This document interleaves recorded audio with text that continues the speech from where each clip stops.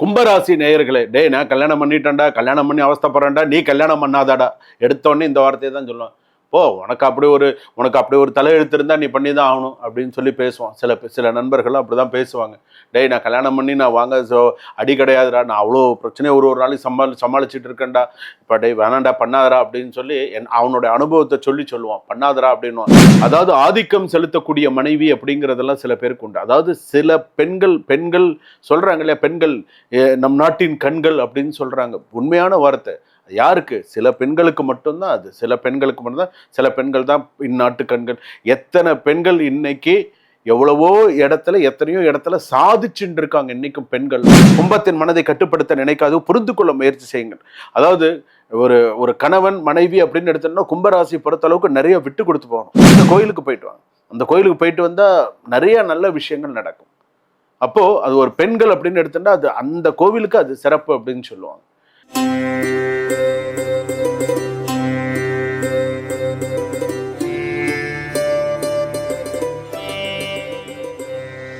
ஜனனி ஜென்ம சௌக்கியானாம் வர்தனை குலசம்பதாம் பதவி பூர்வ புண்ணியானாம் லிக்யதே ஜென்ம பத்திரிகா.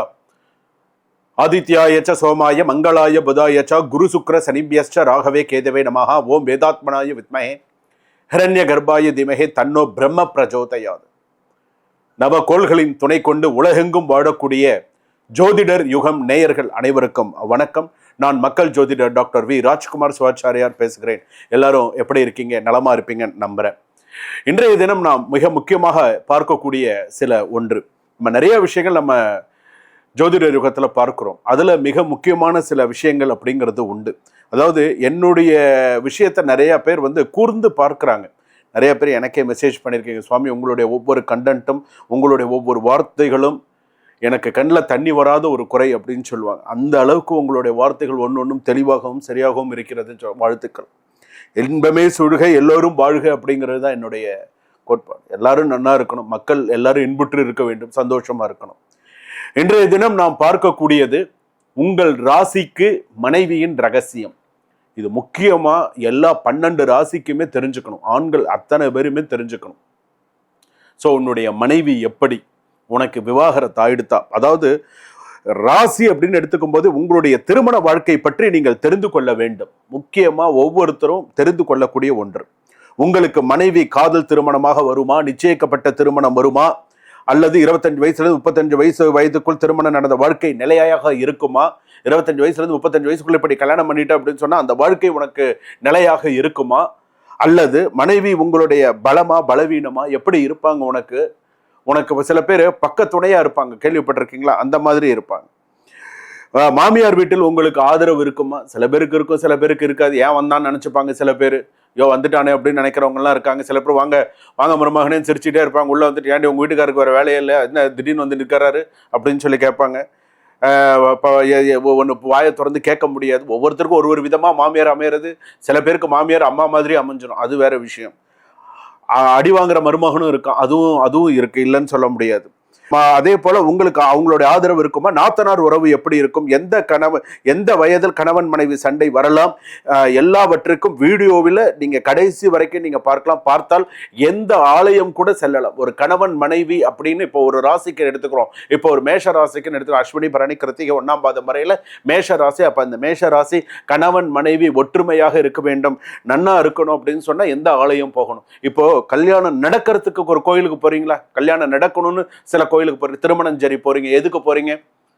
கல்யாணம் ஆகணும் அப்படின்னு சொல்லிட்டு போறீங்க. நித்திய கல்யாண பெருமாள் கோவிலுக்கு போறீங்க. இந்த ஈசிஆர்ல இருக்க நிறைய பேர் மாலையெல்லாம் போட்டு சுவாமிக்கெல்லாம் தரிசனம்லாம் பண்ணிட்டு வரீங்க. எதுக்காக?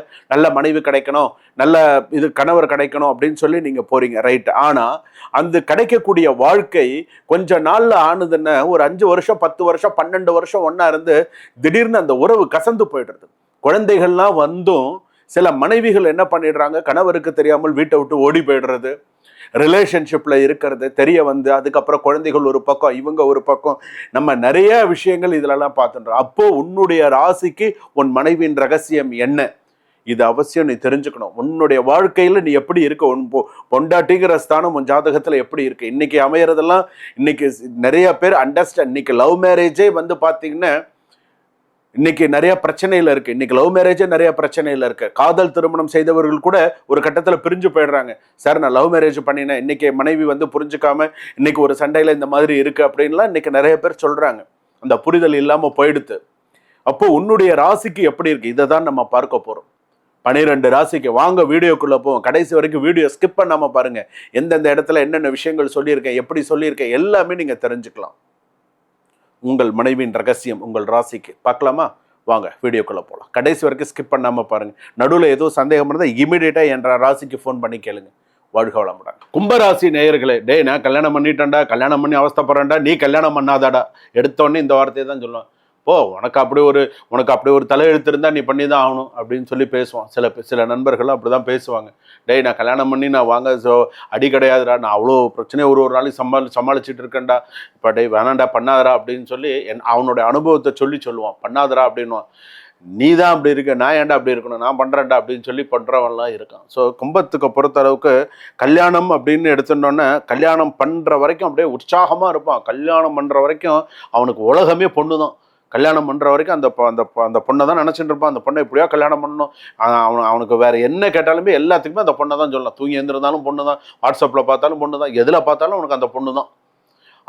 அவன் ஃப்ரெண்ட்ஸுக்கிட்ட பேசுகிற நேரத்தில் கூட வந்து பார்த்தீங்கன்னா முக்கால்வாசி நேரம் அந்த பொண்ணை பற்றி தான் பேசுவான். டே கொஞ்ச நேரம் சும்மா ரெண்டானா கூட இருக்க மாட்டான். அந்த மாதிரி இருக்கிறவனா இருப்பான்.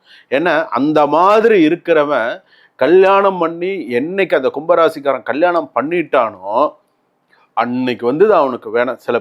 சில பேருக்கு நான் எல்லாருக்கும் சொல்ல மாட்டேன், சில பேருக்கு அதாவது ஆதிக்கம் செலுத்தக்கூடிய மனைவி அப்படிங்கிறதெல்லாம் சில பேருக்கு உண்டு. அதாவது சில பெண்கள் சொல்றாங்க இல்லையா, பெண்கள் நம் நாட்டின் கண்கள் அப்படின்னு சொல்றாங்க. உண்மையான வார்த்தை. யாருக்கு? சில பெண்களுக்கு மட்டும்தான் அது. சில பெண்கள் தான் இந்நாட்டு கண்கள். எத்தனை பெண்கள் இன்னைக்கு எத்தனையோ இடத்துல சாதிச்சுட்டு இருக்காங்க. இன்னைக்கும் பெண்கள்லாம் எத்தனையோ இடத்துல சாதிக்கிறாங்க. அரசியலிலும் சரி, ஒரு விமானம் ஓட்டுவதிலும் சரி, ஒரு பஸ் ஓட்டுறது, ஒரு ஆட்டோ ஓட்டுறது. இன்னைக்கு ஒரு லேடி என்ன எங்கேயோ ஒரு தடவை காரில் ஏதோ ஒரு விஷயம் தாண்டி அண்ணா நகர் தாண்டி எங்கேயோ கோயம்பேடு வந்து ஏதோ ஒரு இடம் வந்துட்டு இருக்கேன், சரியா ஞாபகம் இல்லை. ஒரு சாதாரண ஒரு வண்டியில், சாதாரண ஒரு எக்ஸல் வண்டியில் 3-4 மூட்டை வச்சுட்டு அந்த லேடி எப்படி பார்த்தாலும் அவங்களுக்கு ஒரு 40-45 வயசு, 50 வயசுக்கு மேலே தான் குறைஞ்சபட்சம் இருக்கும். ஸோ அந்த ஒரு பெண் பாருங்க, வைராக்கியம் பாருங்க, அவ்வளோ அந்த வண்டியில் வச்சு எடுத்துட்டு போய் அந்த வியாபாரம் பண்ணி. அது எதுக்காக சொல்றேன்னு, சில பெண்களுக்கு மட்டும்தான் அந்த வைராக்கியம், அந்த எண்ணம், அந்த நிறைய நல்ல விஷயங்கள், போற்றத்தக்க நல்ல குணங்கள்.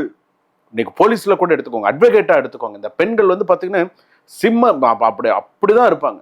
அவங்க நடையிலையும் சரி, அவங்களும் பேர் புகழோட இருப்பாங்க, ஒரு சிங்கரா இருப்பாங்க, ஒரு பெரிய அளவில் இருப்பாங்க. அந்த மாதிரி பெண்கள்லாம் இருக்காங்க முன்னுதாரணமா. அதுக்கு அப்படியே நேர் ஆப்போசிட்டா நம்ம எத்தனை பேரை நம்ம சொல்றோம். நேர் ஆப்போசிட்ல எத்தனை பெண்கள் கொடூரமான எண்ணங்களை கொண்ட பெண்களும் இருக்கிறாங்க. அந்த சமூகத்துல தானே நம்மளும் இருக்கோம். நம்ம ஒவ்வொரு மனசுக்குள்ளேயா போய் பார்த்துட்டா இருக்க முடியும் சொல்லுங்க? கொடூரமான, இப்ப கூட கேரளால நிறைய பெண்கள் மாட்டினதா, இப்ப கூட ஏதோ நிறைய விஷயத்துலலாம் மாட்டினதா பார்த்துருக்கோம். யாரு? பெண்கள் மாட்டினதா. பஸ்ல பிட்பாக்கெட் அடிக்க முன்ன ஒரு காலத்தில் ஆண்கள் அடிச்சு, இப்பெல்லாம் பெண்கள் தான் பிட்பாக்கெட் அடிக்கிறது. எப்படி அடிக்கிறாங்கன்னே தெரிய மாட்டேங்குது. மொபைல் அடிக்கிறாங்க, கண்ணால பார்க்கணும் சில விஷயங்கள். என்னடா அது இப்படி எல்லாம் பண்றாங்க, எதுக்காக சொல்றேன்னு. சில பேருக்கு வந்து பாத்தீங்க அப்படின்னு சொன்னா ஒரு சில விஷயங்கள் அவங்களுக்கு வந்து நடக்காம இருக்கு சில பேருக்கு. எதுக்காக சொல்றேன்னா, கும்பராசி பொறுத்தளவுக்கு அந்த மாதிரி எல்லாம் இருக்கு. கும்பராசி பொறுத்தளவுக்கு மனைவி வந்த பிறகு மனைவி போன்ற துணை, சில பேருக்கு மட்டும்தான் மன சுதந்திரம், சில பேருக்கு மட்டும்தான் நல்ல மனைவி, வீடு சொத்து வாங்குறது, நிறைய நல்ல விஷயங்கள். சில பேருக்கு மனைவி வந்த பிறகு கடன் அதிகமாக இருக்கும். சில பேர் 2 பேரும் சேர்ந்து கடன் அடைக்கக்கூடிய மனைவி, அந்த மாதிரி எல்லாம் அமையக்கூடிய சில சூழ்நிலைகள்லாம் இருக்கும். கும்பத்தின் மனதை கட்டுப்படுத்த நினைக்காது, புரிந்து கொள்ள முயற்சி செய்யுங்கள். அதாவது ஒரு கணவன் மனைவி அப்படின்னு எடுத்தோம்னா கும்பராசி பொறுத்தளவுக்கு நிறைய விட்டு கொடுத்து போகணும். திருலோகி அகிலாண்டேஸ்வரி ஆலயம்னு இருக்கு. அது திருச்சிக்கிட்டையா எங்கன்னு தெரியல. திருலோகி அகிலாண்டேஸ்வரி ஆலயம்னு இருக்கு. உங்களுக்கு கும்பராசியில பிறந்திருக்கீங்களா, உங்களுக்கு அந்த திருமண வாழ்க்கையில இன்னல்களை சந்திக்கிறீங்களா, ஒத்துமையா இருக்கிறவங்க பிரச்சனை இல்லை. எங்க இன்னல்களை சந்திக்கிறீங்களோ அவங்க இந்த திருலோக நாயகி திருலோகி அகிலாண்டேஸ்வரி அப்படின்னு சொல்லுவா. அந்த கோவில் பேர் சொல்லுவா. அந்த கோயிலுக்கு போயிட்டு வாங்க. அந்த கோயிலுக்கு போயிட்டு வந்தா நிறைய நல்ல விஷயங்கள் நடக்கும். அப்போ அது ஒரு பெண்கள் அப்படின்னு எடுத்துட்டா அது அந்த கோவிலுக்கு அது சிறப்பு அப்படின்னு சொல்லுவாங்க. ஒரு 30-35 வயசுக்குள்ள நீ கல்யாணம் பண்ணிட்ட அப்படின்னு சொன்னா சில பேருக்கு அந்த திருமண வாழ்க்கை சிறப்பா இருக்கும். சில பேருக்கு அதுவே 2 பட்ட திருமணமா இருக்கும். சில பேருக்கு பிரிந்து இருக்கக்கூடிய சூழ்நிலைகள் தற்போது இருந்துட்டு இருக்கு அப்படின்னு சொல்லலாம். அதுவும் இப்ப கல்யாணம் பண்ணினவங்க. 2000 2026 நீ கல்யாணம் பண்ணியிருந்தேன்னு சொன்னால் சில பிரிதல்கள் இருக்குது. ஸோ கொஞ்சம் பார்த்து இருந்துக்கோ. அதுதான் உன்னுடைய இது. அந்த கோயிலுக்கு போயிட்டு வாங்க, நல்லது நடக்கும். இதுவரையில் நாம் பார்த்தது 12 ராசிக்கான உங்கள் ராசிக்கு மனைவியின் ரகசியம். இது பொதுவான ராசி பலன்கள். இப்போ நான் சொல்லியிருக்கிறது எல்லாமே பொதுவான ராசி பலன். இதுவே 100% எல்லாருக்கும் பலிக்கும். அதையும் நான் சொல்லிடுறேன். 100%ல் 200% பலிக்கும். உங்களுக்கு ஏதாவது சந்தேகம் இருந்தால் உங்களுடைய சுய ஜாதகத்தை ஒரு முறை பார்த்து உங்களுடைய ஜாதகத்தை தீர பார்க்கணும். மனைவின்னா அந்த மனைவி ஸ்தானத்தை மட்டும் வச்சுப்பார் எப்படி இருக்கு. சில பேர் கணவர் வெளிநாட்டில் இருப்பாங்க, மனைவி சென்னையில் இருப்பாங்க, இல்லை வேற ஏதாவது ஒரு ஊரில், தமிழ்நாட்டில் வேற ஏதாவது ஊரில் இருப்பாங்க. கணவன் அங்கேருந்து சம்பாரிச்சுட்டு இருப்பாங்க. இங்கே மனைவி போகிற போக்கே சரியா இருக்காது. இதெல்லாம் நிதர்சனமான கணவனுக்கு தெரிய வரும்போது அந்த குடும்பத்தில் எவ்வளோ பிரச்சனைகள், அது ஒரு சமூக பிரச்சனையாக எவ்வளோ பெரிய விஷயமா வருது. பேசி தீர்க்க வேண்டிய இடத்துல கொலை வரைக்கும்லாம் போகக்கூடிய சமாச்சாரங்கள்லாம் நம்ம நிறைய இன்றைய சூழ்நிலையில பார்த்துட்டு இருக்கோம். எவ்வளவோ விஷயங்கள்லாம் பார்க்குறோம். அதனால உங்களுடைய சுய ஜாதகத்தை பார்த்தேன்னா உங்களுக்கு எப்படிங்கிறது, உங்கள் மனைவி எப்படி, உங்களுடைய மனைவி ரகசியம் என்ன அப்படிங்கிறத நீங்க தெரிஞ்சுக்கலாம். சுபம். வாழ்க வளமுடன்.